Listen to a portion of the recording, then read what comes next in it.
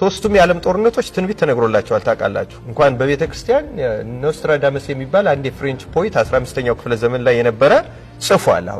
አሁን ቅርብ ጊዜም አንድ የዚህ ብራዚል ላይ ምናምን ዜጋ the living nostradamus የሚሉት አለ እሱን ትቼ የሃይማኖት አባቶች ለምሳሌ ያሉታል አሁን ለምሳሌ ይሄ የሶስተኛው የዓለም ጦርነት በጣም ቅርብ እንደሆነ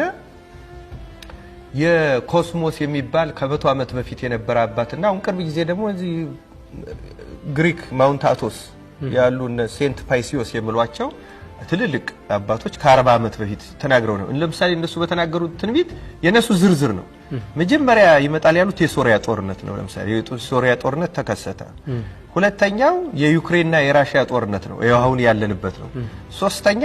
ኢራንና እስራኤል ነው እሱም አሁን እያየነው ነው አራተኛ ነው የመጨረሻው ምልክት የሚሏት ቱርክና ግሪክ ናት አሁን ያልተፈጸመችው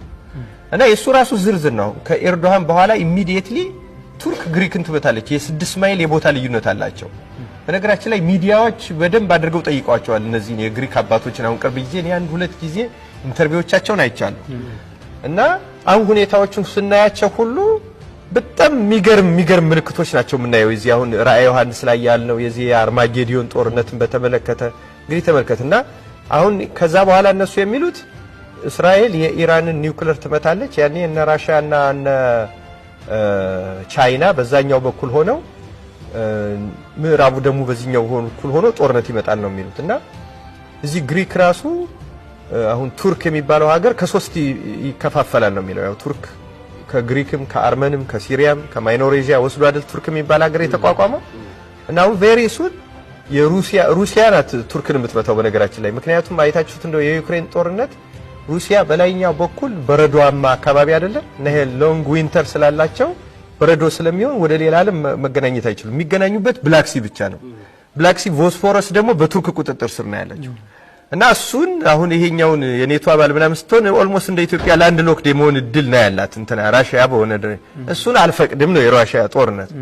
እና አሁን ቱርክ ከነሱም ጋር ይሰራል ገዚህ አሜሪካ ዶኛል በሚል የሚመጣው ከኤርዶሃን በኋላ ፕሮ ዌስተርን ይሆናል ነው የሚሉት ትንቢቱ ራሱ ማለት ትንቢታቸው እና የዛ ጊዜ ሩሲያ ወደ ሚድል ኢስት ይሻገራለው ስትል ለዚህ ጉዳይ አላሳልፍም ይላሉ እና ቱርክን ተወጋታለች ስለ ቱርክ በጣም ዝርዝር ነው ያለው ለምሳሌ 1/3 ህዝቡ በጦርነት ያልቃል ይላል 1/3 ተጠምቆ ኦርቶዶክስ ክርስቲያን ይሆናል ይላል አገሪቱ ትፈርሳለች ቱርክ የሚባል ሀገር አይኖርም ለምሳሌ የግሪክ ፓርት የሆነበረው ይሄ ኢስታንቡል ቆስጥንጥንያን ይዞ ወደ ግሪክ ይሄዳል የአርመን ፓርት የነበረው ወደ አርመን ይሄዳል የሶሪያ ነው አሁን አይታችሁ እንደሆነ ቱርክ እንደማንን የሶሪያ አማጽያን የኩርዲስታን የሚታገሉትን ተቃወማለች እና ኩርዶች ደግሞ ከሶሪያም ከኢራቅም ከቱርክም ያለውን መስርተው ኩርድ ሆነው ነው መውጣት የሚፈልጉት በጣም ሊሳዩ ያስፈራኛል ትንቢቱና አሁን የጦርነቱ እንቅስቃሴ ስታየው በጣም እየተጠጋ ነው ያለው እና እነሱ ትንቢት ከሆነ 4 ዓመት የማይበልጥ ጊዜ ነው ያለው እና ይሄ እግዚአብሔር ቃል የተነገረው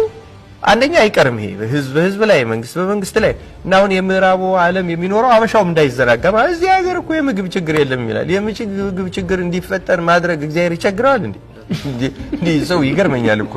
አይ እዚህ ሀገር ነዛ አፍሪካ ይሆናል እንጂ አይምሰል እንደውም አፍሪካ የዛ ጊዜ የሚበላው ላይ ያጣ ይችላል ልክ እንደ ኮቪድ እኮ ነው የሆነው አሁን ኮቪድ አፍሪካ ኢትዮጵያ ትዝ ይላችኋል 28 ሚሊዮን ሊሞት ይችላል አሉ የሆነው ግን በግልባጩ ነው እና አንዳንድ ጊዜ ማአት ሲመጣ ሰዎች በዚህ ሀገር ኢንፍራስትራክቸርና በዚህ ሀገር ስልጣኔ ምናምን እንደሚገምቱት አይሆንም በነገራችን ላይ ትንቢት የተነገረው ነው ለዛ ምክንያቱም ሰዎች በጣም ከእግዚአብሔር ይልቅ ባለው ሲስተም የመታመን ሪላይ የማድረግ እንትናቸው ዝንባሌያቸው ከፍተኛ ነው ያያሉና ምንም በቃ ግራንትር ነው የሚመስላቸው ምንም እንዲህ የማይሆን ምናምን ማለት ነው ኢምፖርትድ ሆነው እንደሚበሉ እንኳን አያውቁም በነገራችን ላይ በዚህ ሀገር ያለው ብዙ ሰው እንዴ ለጦርነት ሲነሳ ኢምፖርት ሁሉ እንደሚቆም የሚያውቁ አይመስለኝም አንዳንድ ጊዜ እውነቱን ለመናገር ማለት ፎር ግራንትድ እንደዚህ እኮ አይደለም የሆነ ከሰማይ የሚወርድ መና እንኳን ይቆማል እኮ እግዚአብሔር ሲፈቅድ እኮ ምንም እንትን የለው እና ትንቢቱ ለዚያ ነው በነገራችን ላይ ይዘናጋል ሰው ይመብሉ አገሬ ነው እንጂ በቃ እንደዚህ ነው መብሉ አረ እግዚአብሔር ገነት ማለት አሜሪካ ነው የሚል ሰው ገጥሞኛ ቃል የምን መልአክ ሰላም ይኖርበት ማለት ነው